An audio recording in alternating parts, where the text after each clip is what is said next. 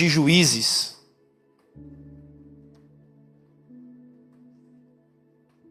Livro de Juízes, capítulo de número 1, versículo de número 1. Livro de Juízes, capítulo 1, versículo 1.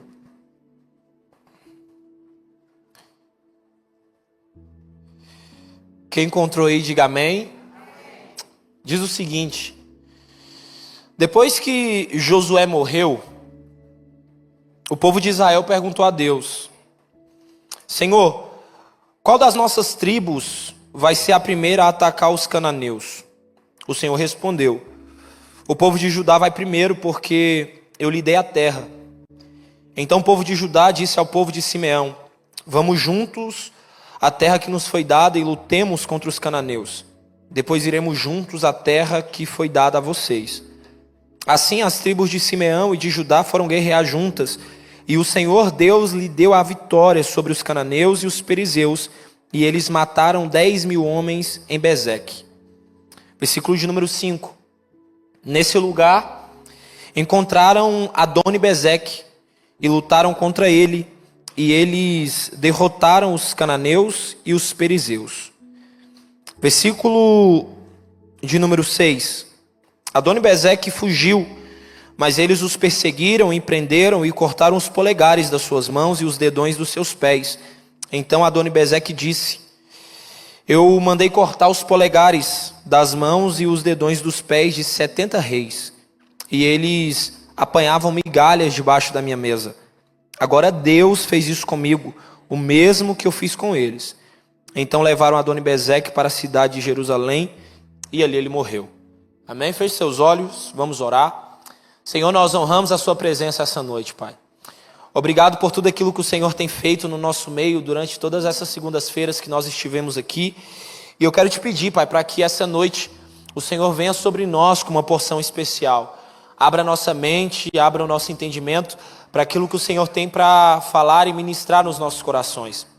Eu te peço para que essa noite não seja uma noite comum, que essa noite não seja uma noite normal, mas eu oro, Espírito Santo de Deus, para que os céus sejam abertos nesse lugar. Eu oro para que essa seja uma noite onde nós possamos encontrar, Pai, o real propósito da nossa vida, aquilo que o Senhor tem separado para nós desde a fundação do mundo. Eu oro para que toda distração suma e tudo aquilo que tem, Pai, tentado impedir aquilo que o Senhor tem para fazer nesse lugar, que no nome de Jesus seja repreendido. Que toda distração suma e que os nossos olhos, a nossa atenção esteja totalmente focada no Senhor. É o que nós te pedimos e te agradecemos em nome de Jesus. Amém.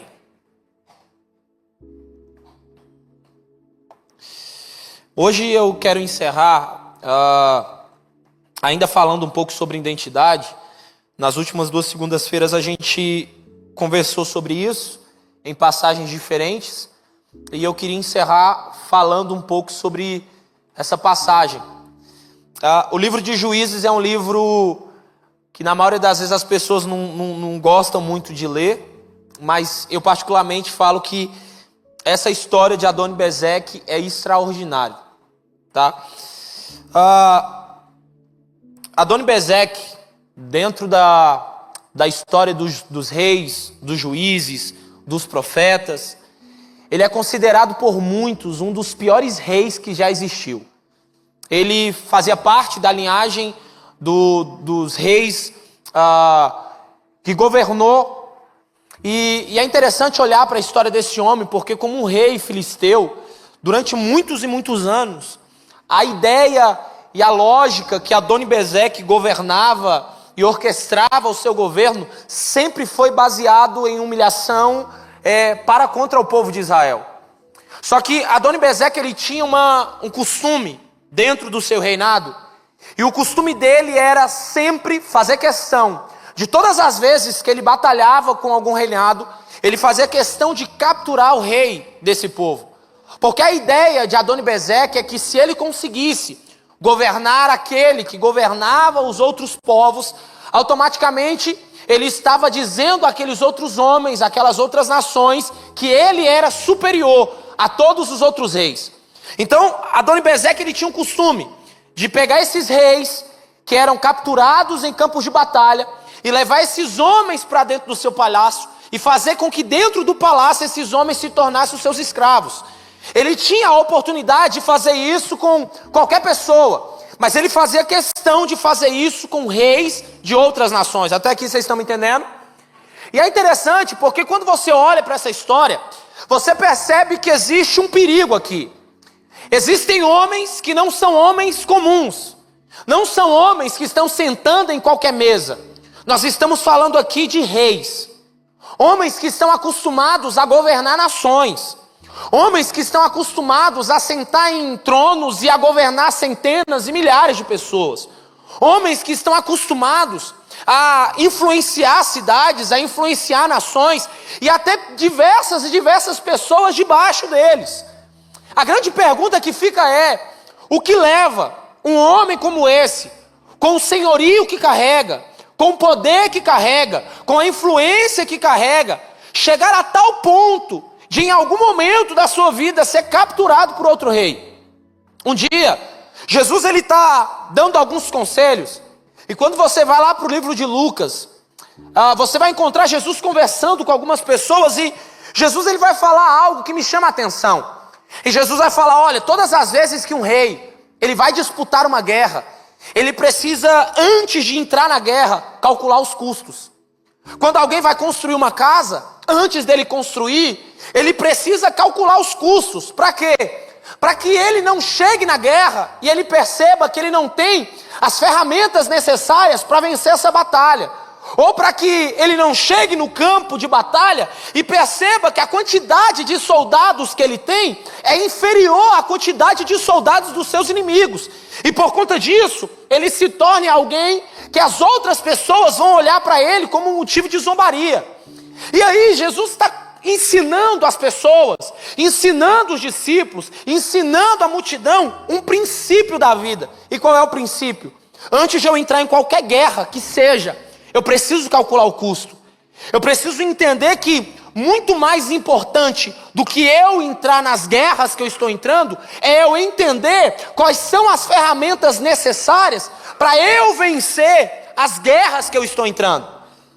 Esses 70 reis que perderam batalhas para Adoni-Bezeque está trazendo para nós um ensinamento. E qual é o ensinamento? Nós estamos falando de homens que governavam nações, homens que carregavam poderes, homens que tinham talentos, mas porque não calcularam os custos das guerras que estavam entrando, esses homens, eles perderam as guerras que eles estavam entrando. E aí, meu irmão, eu preciso entender que as maiores guerras das nossas vidas, elas não são vencidas no momento em que a gente está no campo de batalha. As maiores guerras das nossas vidas, elas sempre serão vencidas antes da gente entrar no campo de batalha. Por quê, Everton? Porque não é apenas sobre aquilo que você vai exercer enquanto você está na batalha, mas é sobre quem você é e o que você fez e como você se preparou antes de você chegar nesse lugar. Você está me entendendo? Agora perceba, nós estamos falando de homens que há meses atrás, anos atrás, estavam acostumados a governar nações, estavam acostumados a sentar em tronos. E porque esses homens não calcularam o custo dessas guerras, eles agora estão debaixo da mesa. Eles não se assentam na mesa nem das piores pessoas da cidade mais. A história diz que esses homens, eles estão em um estado de humilhação terrível. E sabe o que esses homens estão fazendo? Eles estão como animais, debaixo da mesa de Adoni-Bezeque. Eles só podem comer as migalhas que estão caindo na mesa desse homem. Agora perceba o contraste da vida desse rei. É um rei que outrora governava nações, é um rei que outrora estava sentado em um trono, e agora, porque ele simplesmente perdeu uma guerra, ele está debaixo da mesa de um homem, à mercê de comer migalhas e somente daquilo que alguém tem para oferecer. E aí a história vai dizer que Adoni-Bezeque, dentro do seu conceito de humilhação, o que ele fazia? Ele pegava todos esses reis, ele fazia uma fileira com esses homens, e aí ele cortava os polegares das mãos e os dedões dos pés. E aí talvez você esteja se perguntando por que ele fazia isso. E aí eu quero entrar justamente nesse conceito do que é identidade aqui. Todas as vezes que Adoni-Bezeque pegava esses reis e cortavam os polegares, ele estava trazendo para eles uma responsabilidade e uma consequência. Aqueles homens, automaticamente, porque estavam perdendo os polegares das mãos, eles não podiam mais segurar nenhuma espada. O que Adoni-Bezeque estava fazendo com aqueles homens era muito mais do que matar aqueles homens, porque seria muito mais fácil. E era a maior lógica possível, era já que eu consegui ganhar a guerra, eu posso simplesmente matar esse rei e tomar posse da nação desse cara. Mas a ideia de Adoni-Bezeque não é essa. A ideia dele é manter esses homens vivos, mas à mercê e refém do seu palácio. E o que Adoni-Bezeque está fazendo? Ele está cortando os polegares, dizendo para eles: a partir de hoje, vocês não têm mais capacidade de vencer nenhuma guerra. Por quê? Porque vocês não conseguem mais segurar nenhuma espada. Então esses homens, eles estavam vivos, mas eles estavam incapacitados de lutar, porque eles não têm mais capacidade de segurar nada nas mãos. Além dele estar tirando a capacidade desses homens de segurar alguma espada, de segurar algum objeto, de poder ter nas mãos algo, Adoni-Bezeque também estava arrancando algo deles, a identidade. Todas as vezes que você vai tirar hoje uma documentação, você precisa colocar seu polegar lá, sim ou não?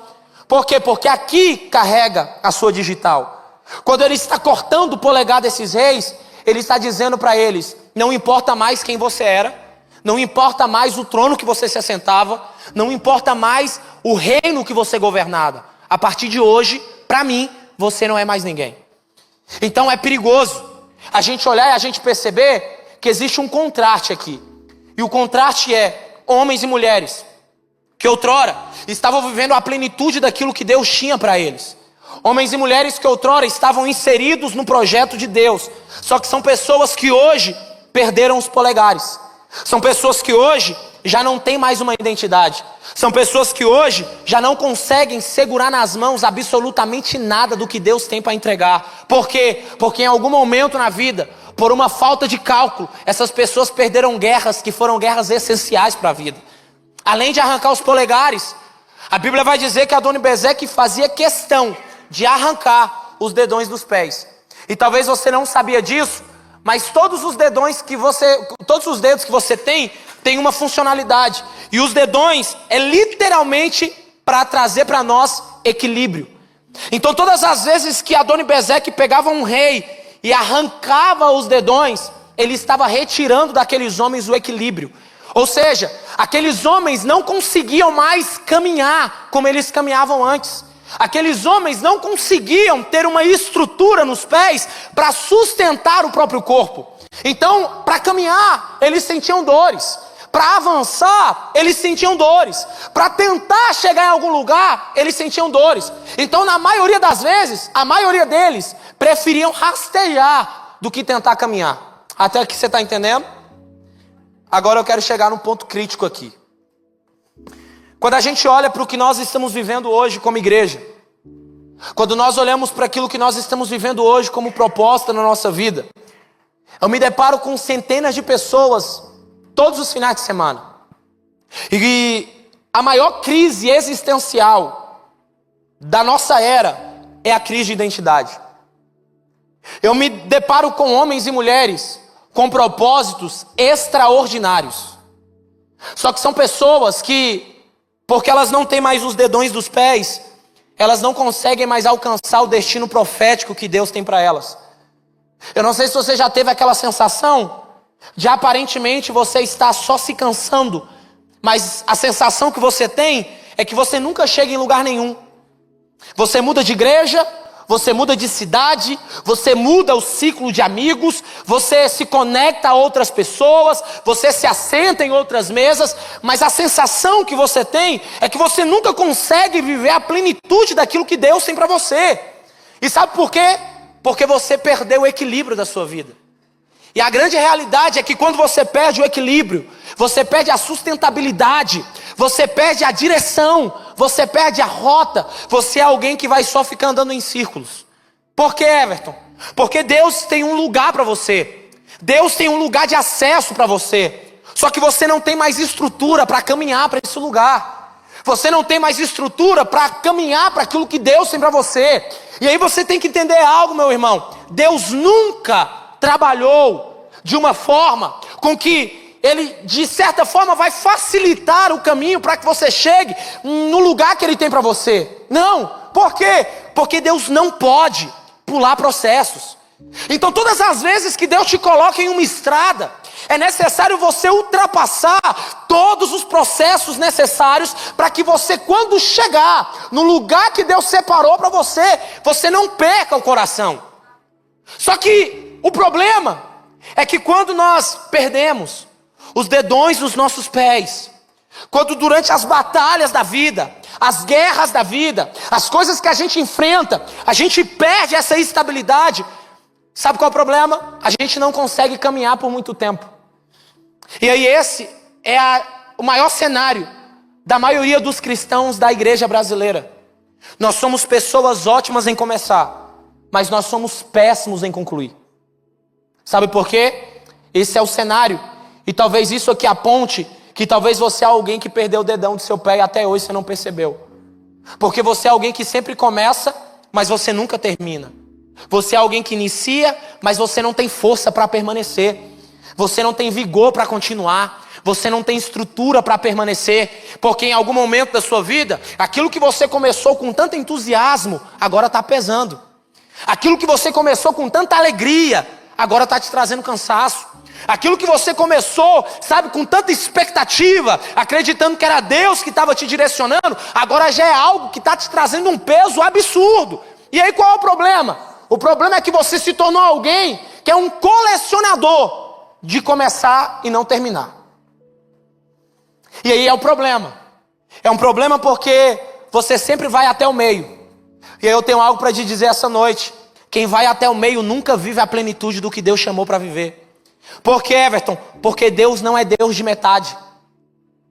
Não é eu quem estou dizendo, é a Bíblia quem está dizendo. Deus não tem prazer naqueles que retrocedem. Só que é impossível eu chegar até o final da corrida que Deus tem para mim se os meus pés estão danificados por conta das guerras que eu enfrentei. Então existem coisas que talvez você está enfrentando hoje, que talvez seja justamente como esses reis enfrentaram. Em alguma guerra você perdeu o equilíbrio que você tinha. Em alguma guerra você perdeu as forças que você tinha. E aí você até tentou começar um propósito, só que você não foi até o final. Você até tentou liderar um departamento, mas logo você entregou. Você até tentou começar a discipular algumas pessoas, mas você não foi até o fim. Sabe por quê? Porque você perdeu os dedões. E aí você precisa entender isso, que isso aqui não é simplesmente algo literal que aconteceu. Isso aqui é uma voz profética de Deus para nós. Nós precisamos orar para que Deus restaure as forças dos nossos pés de novo. Nós precisamos orar para que Deus nos traga o equilíbrio de antes de novo. Meu irmão, a quantidade de gente que tem parado no meio do caminho é absurdo. A quantidade de gente que começa com uma expectativa lá em cima. Ela acorda, ela quer ganhar o mundo, ela quer ganhar as nações. Só que isso não dá continuidade. E aí a gente começa a se tornar uma igreja intensa demais, só que não é constante. E aí o que eu vou falar para você pode parecer duro demais, mas Deus não está contando só com a tua intensidade, meu irmão. Até porque a tua intensidade tem poder de te levar para o quarto, mas só a sua constância vai te fazer permanecer lá. A sua intensidade pode até te fazer conhecer Jesus, mas é a sua constância que vai te fazer prosseguir em conhecê-lo. E aí, quando a gente olha para essas pessoas, a gente lembra de Saul. O problema da vida de Saul não foi o começo, é o fim. O problema não é como a gente começa, é como a gente está terminando. E aí é perigoso a gente olhar para esse cenário, e a pergunta que precisa ser feita para você mesmo é: aonde você estaria hoje, se você não tivesse parado 2 anos atrás? O que era para você estar vivendo hoje, se você tivesse caminhado mais um pouco? Aonde era para você estar, se você não tivesse largado o que você largou 1 ano atrás? Sabe qual a maior loucura disso? É que o tempo passou do mesmo jeito. Os meses se passaram da mesma forma.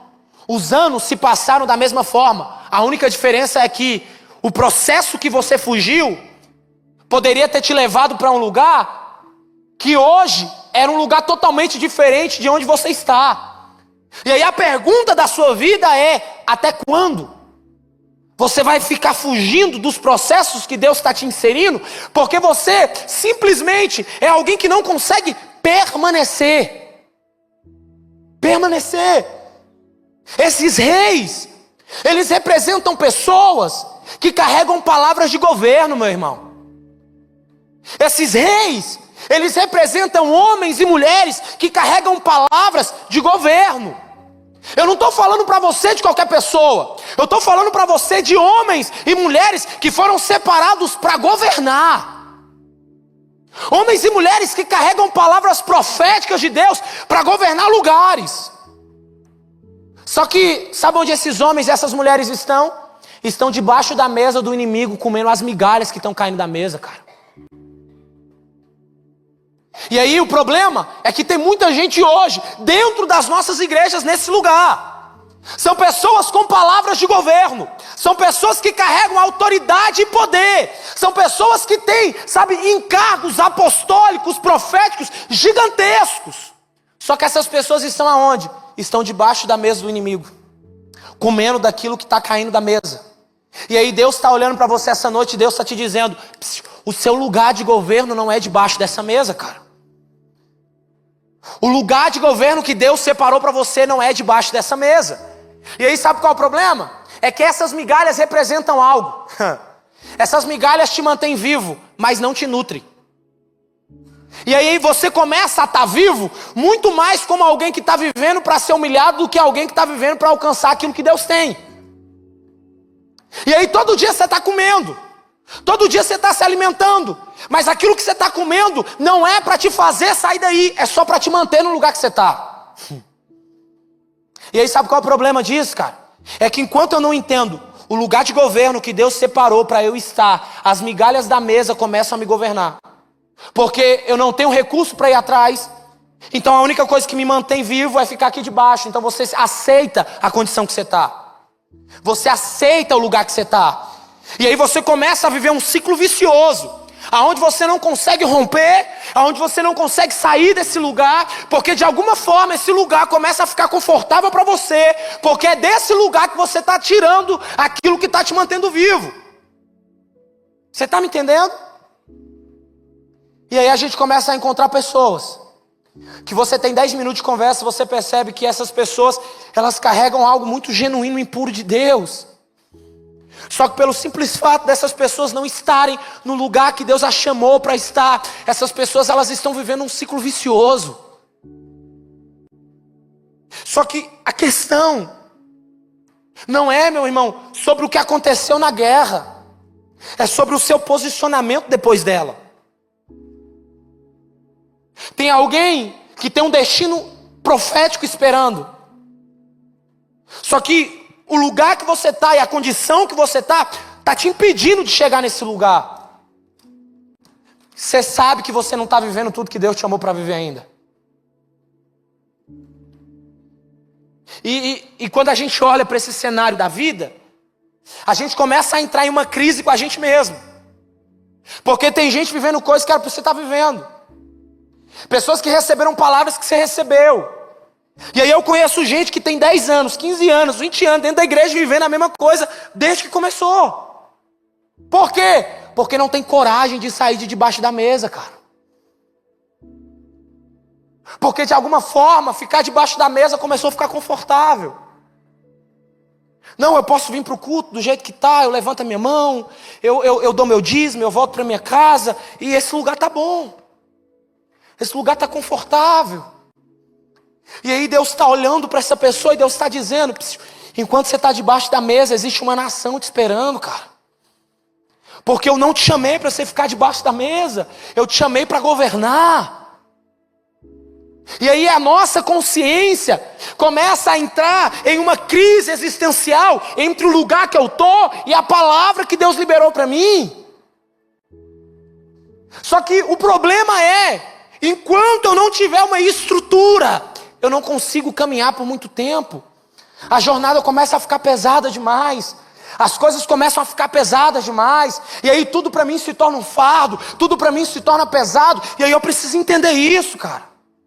Entender que aquilo que Deus está me chamando para viver não é para ser pesado. Isso vai te trazer uma responsabilidade. Isso vai te trazer algumas renúncias. Só que existem coisas na sua jornada que não está pesando porque o que Deus está te confiando é pesado. Não, é porque você não tem estrutura para sustentar, meu irmão. E aí tem tanta gente que hoje já não consegue segurar mais nada. Não tem identidade, não consegue portar uma espada, não consegue lutar mais, porque ela perdeu aquilo que ela tinha de precioso. E aí eu estou falando sobre uma geração que não tem mais os dedões dos pés, não tem mais os polegares das mãos. A única coisa que essa pessoa tem é uma palavra. Só que o lugar que ela está é debaixo da mesa. E aí eu estou falando com gente que receberam palavras. E eu estou falando sobre projetos que estão engavetados mesmo. Certo dia eu estava conversando com uma moça. E ela estava falando que ela teve um sonho. E ela falou que ela teve uma plena convicção de Deus. De que Deus tinha levantado ela para cuidar de crianças, de órfãos. Durante alguns anos, o tempo foi passando, ela perdeu isso. Hoje ela está vivendo uma vida totalmente comum. Hoje ela está vivendo uma vida totalmente normal. Só que os olhos brilhavam quando ela falava dessas coisas. O desejo do meu coração é abrir um orfanato, trazer essas crianças para cá, cuidar, sabe, capacitar elas, enviar ela para as nações. O olho brilhava falando dessas coisas. O tanto de gente que você não conhece, que quando você sentava para conversar com essas pessoas, o coração queimava, os olhos brilhavam, havia paixão, havia fervor, quando se falava de propósito, meu irmão. Só que a pergunta de Deus não é onde estão essas pessoas. A pergunta de Deus é aonde você está. Aonde você está? Há anos atrás o seu desejo era abrir uma creche. Anos atrás o seu desejo era levantar um projeto missionário para tocar os ribeirinhos. Anos atrás o seu projeto era levantar fundos para sustentar missionários no campo. A pergunta é, aonde está você hoje, cara? O que você está fazendo da sua vida? Há quem diga que a gente descobre, sabe, o propósito da nossa vida. E aí quando a gente descobre o propósito da nossa vida, a gente descobriu porque a gente nasceu. Não. Sabe quando você realmente vai descobrir o propósito da sua vida? Quando você descobrir por qual causa você tem coragem de morrer. Cristo, ele não veio aqui simplesmente para nascer, não. A causa de Cristo era a morte, cara. Então a causa da minha vida, ela está totalmente atrelada a esse propósito. E qual é o propósito? O que você tem coragem, o que você tem feito, o que você tem movido para cumprir aquilo que Deus tem falado com você? E aí eu estou conversando com gente, já não sei quanto tempo tem. E aí você senta, são os mesmos problemas. A pergunta que fica quando a gente olha para a nação é, o que falta para a gente? Nós temos hoje estruturas. Se há um problema hoje, não é mais um problema que a gente tinha antigamente. Não é mais um problema estrutural, ou talvez financeiro, ou talvez se tratando de dons e talentos, não, meu irmão. Sabe qual é o propósito? Pessoas que perderam a identidade no meio do caminho. Pessoas que deixaram de caminhar no meio do caminho. Irmãos que queimavam antes. Irmãos que choravam antes. Irmãos que queriam algo de verdade, só que eles pararam. E aí essas pessoas, elas estão hoje debaixo de uma mesa, comendo algo que não é o que Deus está mandando, vivendo uma vida que não é a que Deus tem para eles. E aí pode ser louco demais o que eu vou te dizer, Mas Deus não te chamou para ter uma vida comum, meu irmão. Eu não sei se isso te confronta ou te constrange, mas para mim não faz sentido.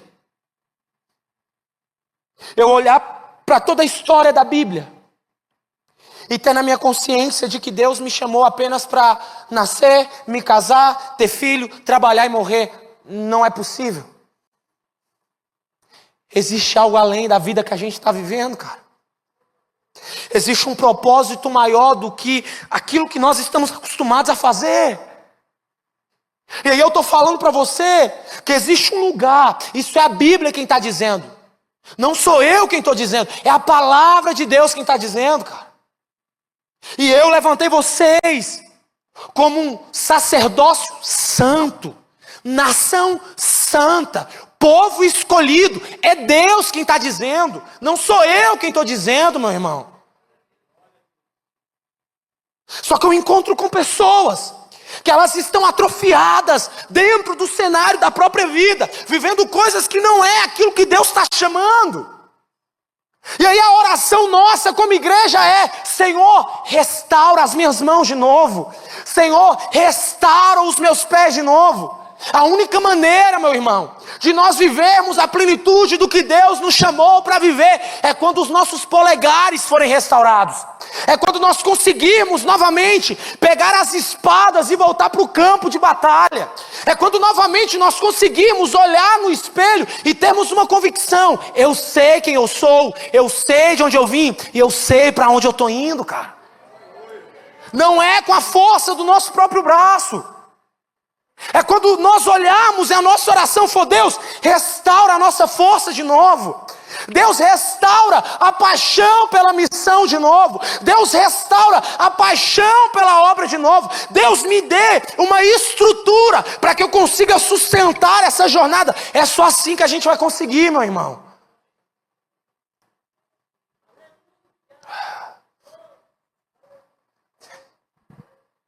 Eu não sei se eu já falei isso, mas eu sei que hoje talvez não pareça, mas eu já fui da Deus é Amor.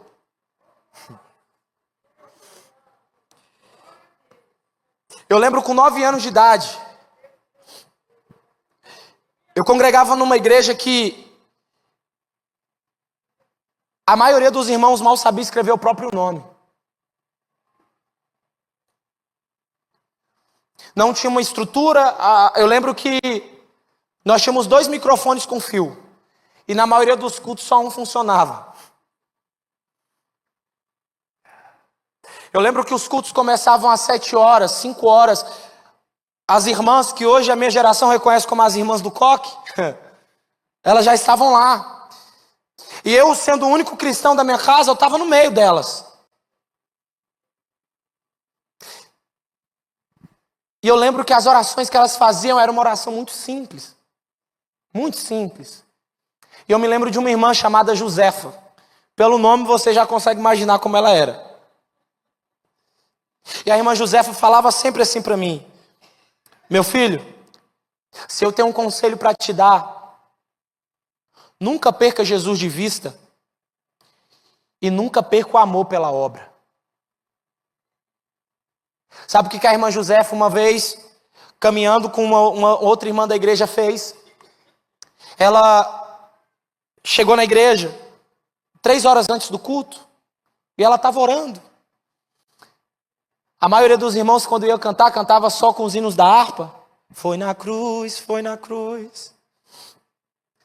E eu lembro que esse dia foi um dia muito especial, porque eu nunca tinha visto o que eu vi naquele culto. De forma instantânea, irmãos que estavam na cadeira de roda estavam levantando. Haviam irmãos que eram cegos, eles começaram a enxergar, sem ninguém colocar a mão. E foi no meio de uma simplicidade de um culto como esse, que eu comecei a olhar e eu falei: Deus, o que é isso? Deus, o que está acontecendo? E hoje eu começo a me lembrar desses cultos, desses eventos que aconteciam. E eu fico perguntando: Deus, por que a gente não vive isso hoje? Quando a gente vê acontecendo isso em um culto, logo se torna um vídeo viralizado na internet como se fosse algo de outro mundo. Só que antes era algo comum, meu irmão. Era algo normal. Era algo que fazia parte da rotina. Qual foi a última vez que você viu um irmão sendo batizado com o Espírito Santo? Eu me lembro de testemunhos de irmãs dizendo: eu fui arrebatado pelo Senhor. E aí, a pergunta é: o que esses irmãos tinham que nós não temos? O que eles carregavam que a gente não carrega? E eu falo para você, as pregações eram simples, as canções eram simples. Daquela época, o único instrumento que os irmãos da igreja sabiam tocar era o pandeiro, mais nenhum. Mas eu vi Deus fazendo. Eu vi. E eu falo para você sem sombra de dúvidas, havia uma convicção no Espírito. Eu sei para que Deus me chamou. Esses irmãos, eles não estavam se movendo pelos aplausos. Esses irmãos não estavam se movendo pelos holofotes. Esses irmãos não estavam se movendo pelo dinheiro. Esses irmãos carregavam uma identidade tão convicta no Senhor, que eles caminhavam fundamentados nisso. Eu sei para que eu fui chamado. Eu vi essas irmãs orando quando a igreja estava cheia. Mas eu também vi essas irmãs orando quando a igreja não tinha ninguém. Era o mesmo fogo, era a mesma paixão, era a mesma devoção pela presença de Deus, meu irmão. E quando eu olho para a nação, eu sinto isso no meu espírito. Nós precisamos orar para que Deus restaure aquilo que foi perdido de nós. 2 Crônicas 7,14 diz: e se o meu povo, que se chama pelo meu nome, se humilhar, orar, buscar a minha face, se arrepender dos seus maus caminhos, então eu ouvirei do céu, perdoarei os seus pecados e sararei a sua terra. Irmão, sabe quando que Deus vai sarar o Brasil? Quando um povo se levantar em nome dele. Essa é a ordem. Deus está dizendo: e se o meu povo, que se chama pelo meu nome, se humilhar? Existe um povo que Deus está olhando e Deus está dizendo: eu preciso sarar, eu quero sarar, mas precisa levantar um povo que se chama pelo nome de Deus. Só que como que eu vou ser esse povo se eu nem sei quem eu sou ainda? Como eu vou ser esse povo se eu sou alguém que canto bem, prego bem, eu toco bem? Deus me chamou para pastorear, Deus me chamou para liderar, Deus me chamou para intercessão, mas o lugar que eu estou é debaixo da mesa. Como que eu quero ver o reino de Deus avançando? Se aquilo que Deus me confiou hoje está atrofiado, eu estou debaixo de uma mesa e eu não exerço mais absolutamente nada do que Deus me chamou.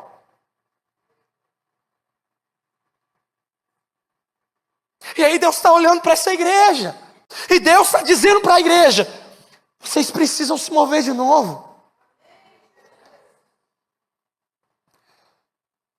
Sabe o que está acontecendo nessa passagem? Josué já estava morto. O povo de Israel estava querendo tomar a terra que Deus tinha dado. E aí sabe o que eles vão fazer? A tribo de Simeão, a tribo de Judá se levanta. Eles vão até a terra dos cananeus. Eles vencem a guerra. E sabe o que eles vão fazer com Adoni-Bezeque? A mesma coisa que Adoni-Bezeque estava fazendo com os outros reis. Sabe o que isso simboliza para nós, meu irmão? A Bíblia já diz que a nossa guerra não é contra carne nem sangue. E aí eu preciso entender que a igreja que não ataca, ela sempre vai ser atacada.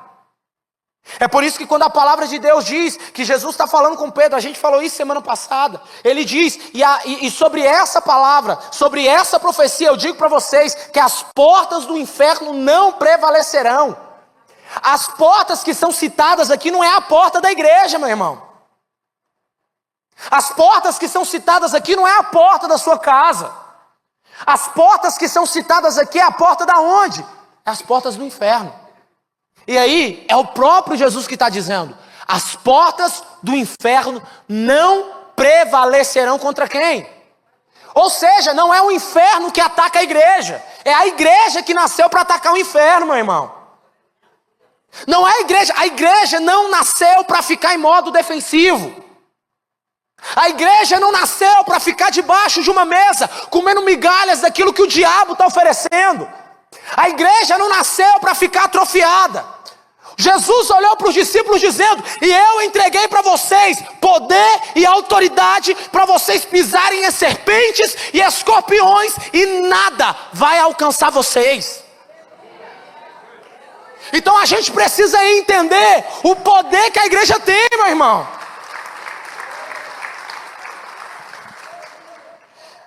Essa noite, eu sinto no meu espírito que é uma noite profética. E eu creio que essa é uma noite que Deus está gritando para aqueles que estão debaixo da mesa. Está na hora de você sair daí.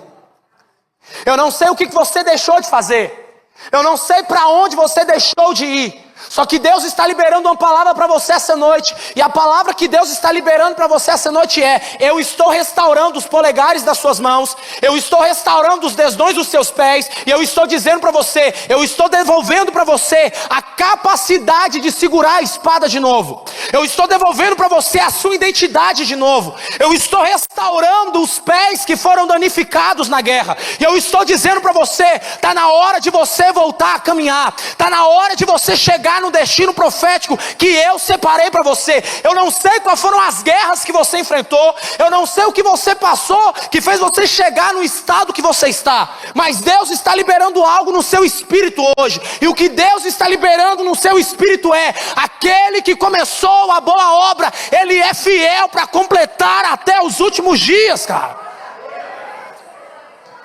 Vamos lá. Então tá na hora. Everton, eu comecei a intercessão, eu parei, está na hora de se voltar. Everton, eu tocava, eu não toco mais, está na hora de você voltar. Everton, eu pregava, eu fazia isso, eu abandonei. Está na hora de você voltar até a mesma paixão do início, até o mesmo fervor do início. Os seus olhos precisam voltar a brilhar como brilhavam quando você conversava sobre os propósitos que Deus estabeleceu para você, cara. Meu Deus. Quando o povo de Israel encontra Adoni-Bezeque, e eles repetem com Adoni-Bezeque o que Adoni-Bezeque fazia com os outros reis, é aquele povo gritando para o inferno, dizendo: quem não tem destino é você, não eu. Quem não tem identidade é você, não eu. E essa é a nossa posição, meu irmão. No campo de batalha, você foi ferido. Eu sei que talvez você se feriu com igrejas, se feriu com pastores, sabe? Talvez você se chateou com alguém e foram situações que fizeram você chegar no lugar que você está. Só que homens e mulheres que carregam palavra de governo, o seu lugar não é debaixo da mesa. Eu vou repetir isso daqui. Quem nasceu para governar, o seu lugar não pode ser debaixo de uma mesa. Existe uma nação esperando aquilo que Deus te confiou. Existem cidades esperando aquilo que Deus te confiou. Projetos que estão engavetados, que Deus confiou somente para você. Existem centenas e centenas de milhares de pessoas que estão esperando para ser alcançadas por isso que Deus te deu, cara.